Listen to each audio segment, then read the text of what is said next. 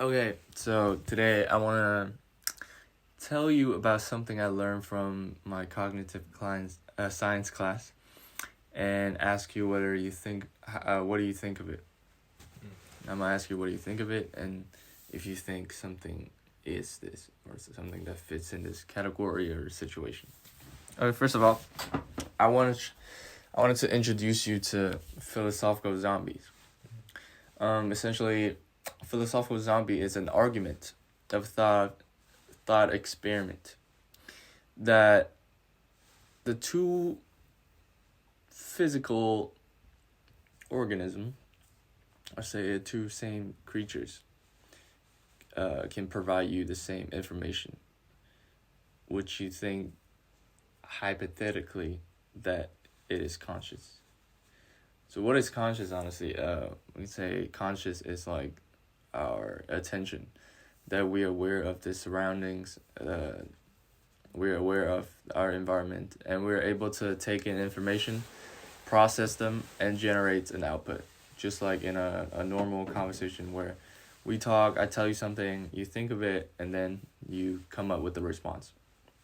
Yeah. So with this experiments, break it down to a simpler level, is that there are two persons, and you talk to them the same way, provide them the same answer, and they are both able to generate the equivalent output, which implies that they understood what you said, and they came up with a response that you can understand, right? But the problem is, only one of them is conscious. That is a normal human being. That it has the ability to think, to create, to respond. But the other one is unconscious. It is just a object of a creature that is able to take in information and just respond information without processing, because it's unconscious. Okay. Do you understand this concept? Uh, Kind of. Yeah. So one of them doesn't have mental ability. Yeah, you could say that. Okay. So the first question is, do you think I am a philosophical zombie? If you are like a normal person in your experiment, then you are not. So basically, you are not. So basically, I'm not. Yeah. Yeah. But you this is the argument though, because you won't be able to tell. Because this is only an observation from a objective point of view. Because you can never know what I feel subjectively. Yeah. You say that I'm not a philosophical zombie. Maybe you are just an AI. Maybe I'm just an AI generating output, but I don't have conscious. Yeah. So what do you think of this concept? And Of philosophical zombie. yeah, what do you think of this concept, and how does that apply to your daily life? And what do you think of it? Okay. First, I don't think mental ability is a good way to define consciousness. Mm-hmm. So I'm less inclined to accept this idea about philosophical zombie, Okay. actually. And the reason why I don't like mental ability is that it doesn't tells us apart from we have this difference of mental ability, Mhm. different from animals or non-human beings, but Yeah. It does not imply consciousness, I think.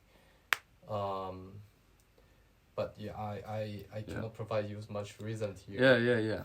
And I think that's one of the controversial argument.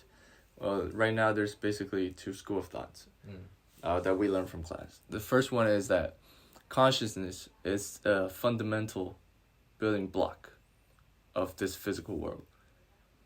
For example, for physics, you can define space as air or solid, time, right? And then how do you break down the solid? Oh, they're made out of particles. And how you break down particle is that particle is made out of atom. and there are photons, neutron in it that compose them together and becomes a single entity. Yeah. And the first school of thought is that it argues consciousness is one of the fundamental blocks of the physical world, the reality. So even down to a single photon, it has some level of consciousness, some kind of subjective feelings. Maybe it's not as sophisticated as us, that we're able to process information and generate outputs. But for them, consciousness is maybe just aware of the surroundings. Okay. Okay. And the second school of thought is that consciousness is made out of infinite amount of cells, but those cells are unconscious. Yeah. And you believe in whatever consciousness suggests. Mm-hmm. Yeah. So right now there's not really a single answer to explain or to define consciousness, but I think that was an interesting point of view from you. Yeah. And but I think, I don't know, I think I kind of prefer not the first one.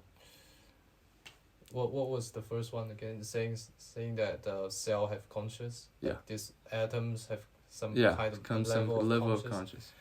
I think it's a good description, but I think I would emphasize that their consciousness is very different from our consciousness. Yeah. Like the things that make up their consciousness is not the way that we think. Like what make up our consciousness is like you said, this is subjective feeling, and like even between human beings, we don't know like what you actually are thinking. Yeah, and that's So- the second school of thought, that you are not the authority of your own consciousness. You are just a audience that believes in whatever the consciousness suggests. Yeah, and that is also a philosophical point of view of consciousness. Yeah. Okay, thank you. I think the time is running out, but I appreciate you doing this interview. Yeah, sure. Thank No you, problem. Bobby. Thank you. Yeah, have a good one. You too.